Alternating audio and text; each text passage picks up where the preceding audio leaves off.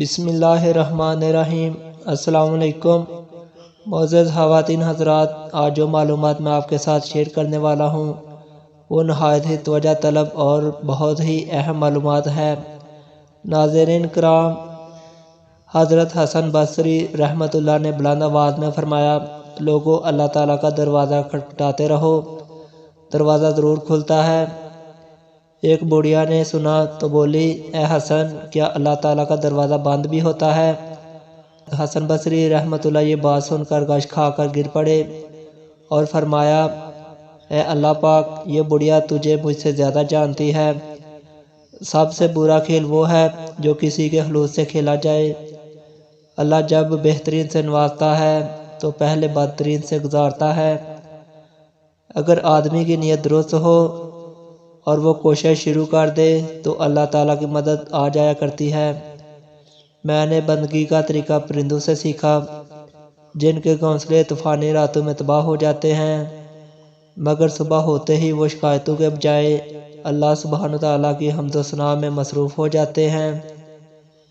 اناؤں، نفرتوں، خود غرضیوں کے ٹھہرے پانی میں محبت گھولنے والے بڑے درویش ہوتے ہیں۔ معزز خواتین حضرات، حضرت محمد صلی اللہ علیہ وآلہ وسلم نے ارشاد فرمایا کہ 4 چیزیں بد نصیبی کی پہچان ہیں۔ آنکھوں کا خشک ہونا، یعنی کہ اللہ کے خوف سے کسی وقت بھی آنسو نہ ٹپکے۔ دل کا سخت ہونا، یعنی کہ آخرت کے لیے یا کسی دوسرے کے لیے کسی وقت بھی نرم نہ پڑے۔ امیدوں کا لمبا ہونا اور دنیا کی لالچ۔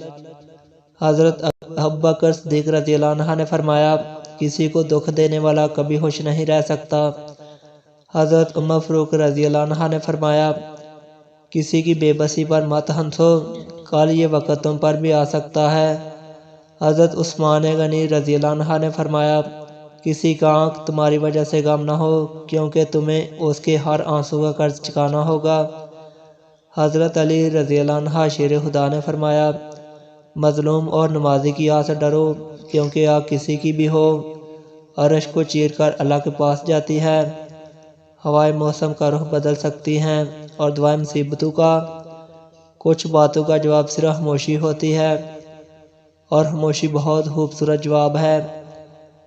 امید کرتا ہوں آپ کو یہ ویڈیو ضرور پسند آئی ہوگی۔